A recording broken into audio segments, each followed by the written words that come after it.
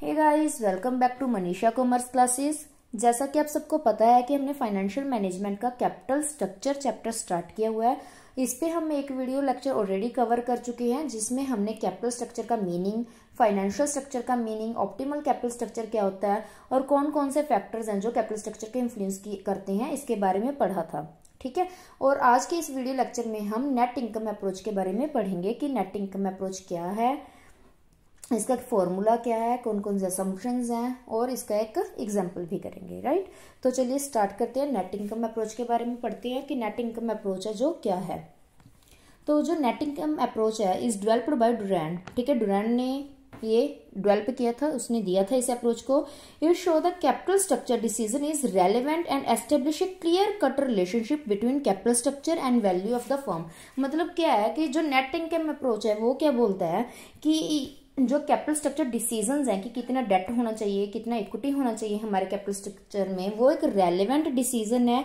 हमें डिसाइड करना चाहिए, हमें डेट को यूज करना चाहिए, क्योंकि एक पॉजिटिव और क्लियर कट रिलेशनशिप शो करता है जो कैपिटल स्ट्रक्चर है वो और उसकी वैल्यू ऑफ द फर्म की।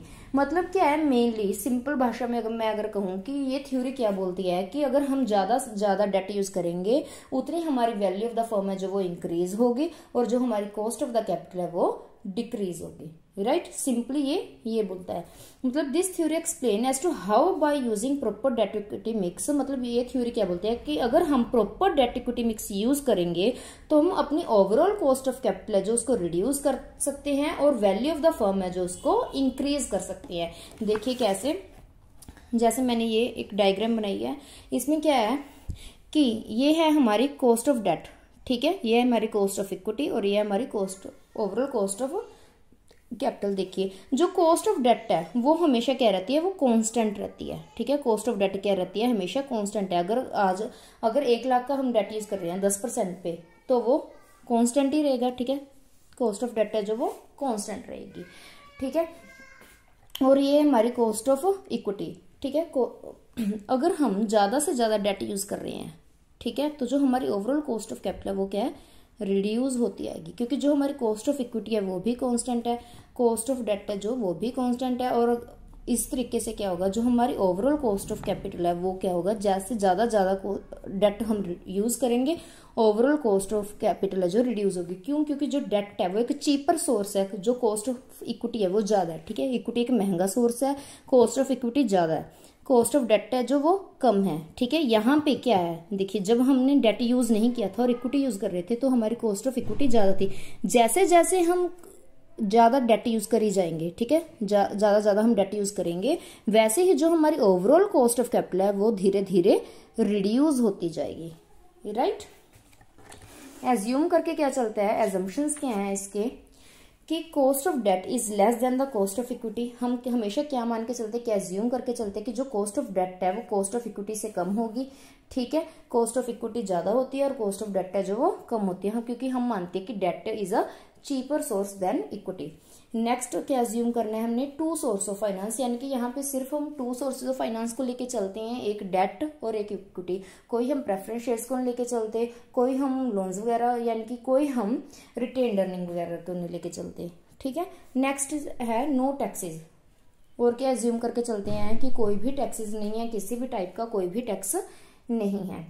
नेक्स्ट है no effect on cost of equity by use of debt, कि कॉस्ट ऑफ इक्विटी के ऊपर डेट को यूज करने से कोई फर्क नहीं पड़ेगा। मतलब कॉस्ट ऑफ इक्विटी है जो वो भी कांस्टेंट है, कॉस्ट ऑफ डेट है जो वो भी कांस्टेंट है। क्योंकि अगर कॉस्ट ऑफ इक्विटी कांस्टेंट है, ठीक है, तभी अगर हम ज्यादा से ज्यादा डेट यूज कर रहे हैं तो ओवरऑल कॉस्ट ऑफ कैपिटल हमारी नीचे आ रही है। ठीक है, अगर हमारी कॉस्ट ऑफ इक्विटी भी इंक्रीज होनी शुरू हो गई, कॉस्ट ऑफ जितना अगर हमने डेट ज्यादा यूज किया और अगर हम कॉस्ट ऑफ इक्विटी हमारी ज्यादा होनी शुरू हो गई तो क्या होगा, हमारी ओवरऑल कॉस्ट ऑफ कैपिटल जो फिर वो रिड्यूस नहीं होगी। ठीक है, वो ऑफसेट हो जाएगा उसका जो इफेक्ट होगा। इसलिए हम ये एज्यूम करके चलते हैं कि कॉस्ट ऑफ इक्विटी है जो वो भी कांस्टेंट है, कॉस्ट ऑफ डेट है जो वो भी कांस्टेंट है। और जब हम ज्यादा से ज्यादा डेट यूज करेंगे, क्योंकि डेट है जो एक चीपर सोर्स है देन इक्विटी। ठीक है, डेट एक चीपर सोर्स है और डेट भी कांस्टेंट है, इक्विटी भी कांस्टेंट है, तो क्या होगा, जब हम ज्यादा से ज्यादा डेट यूज करेंगे तो हमारी ओवरऑल कॉस्ट ऑफ कैपिटल जो वो रिड्यूस होती चली जाएगी। क्लियर है जी, समझ आ गया आपको इतना?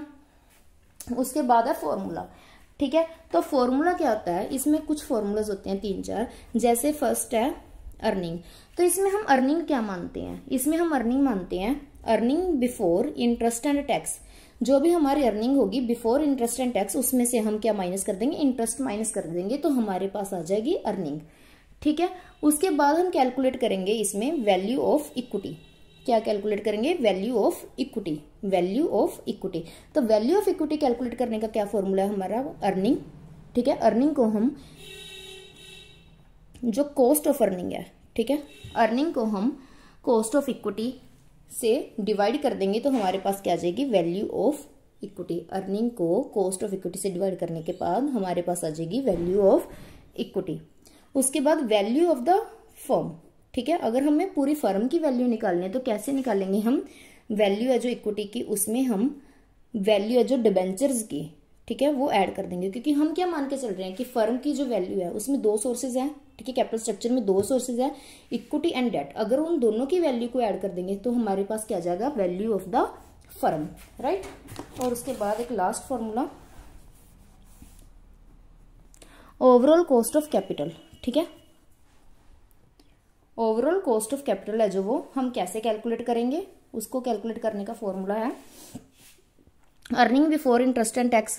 ठीक है। Earning before interest and tax को अगर हम डिवाइड कर दें वैल्यू ऑफ द फर्म से, ठीक है, earning before interest and tax को अगर हम वैल्यू ऑफ द फर्म से डिवाइड कर दें और 100 से मल्टीप्लाई कर दें तो हमारे पास क्या आ जाएगी, overall cost of capital. Clear है जी। तो मैं यहाँ पे एब्रीवेशन जो हमने यूज किए हैं वो लिख देती हूँ। देखिए, एक तो हमने यूज किया ई का मतलब क्या है, अर्निंग। ठीक है। ई का मतलब क्या है, अर्निंग। और एक यूज किया ईबीआईटी का मतलब क्या है, earning before interest and tax. ठीक है। Earning before interest and tax, right. और उसके बाद हमने क्या यूज किया, आई मतलब इंटरेस्ट, आई मतलब इंटरेस्ट। वी मतलब वैल्यू ऑफ इक्विटी। ठीक है। Value of equity. और यूज किया हमने के मतलब, के का मतलब क्या होता है, cost, cost of equity, cost of equity. ठीक है।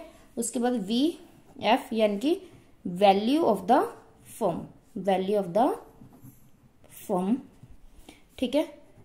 डी मतलब वैल्यू ऑफ डिबेंचर्स। ठीक है जी। देन के ओ मतलब ओवरऑल कॉस्ट ऑफ कैपिटल। ठीक है। Over all cost of capital. Clear है, समझ आ गया। नेट इनकम अप्रोच क्या होता है, एजम्पशंस क्या है, फॉर्मूलाज क्या है, और ये डायग्राम।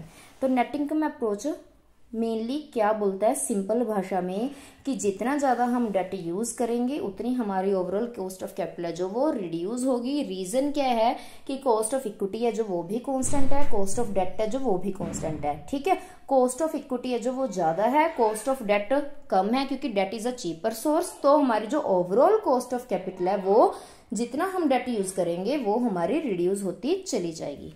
ठीक है जी। क्लियर है। अगर कोई क्वेरी है, कोई क्वेश्चन है तो प्लीज आप कमेंट बॉक्स में कमेंट करके बताइएगा। नेक्स्ट वीडियो में हम इसका एक न्यूमेरिकल एग्जांपल करेंगे, कल वो वीडियो भी मैं पोस्ट कर दूंगी। Thank you for watching.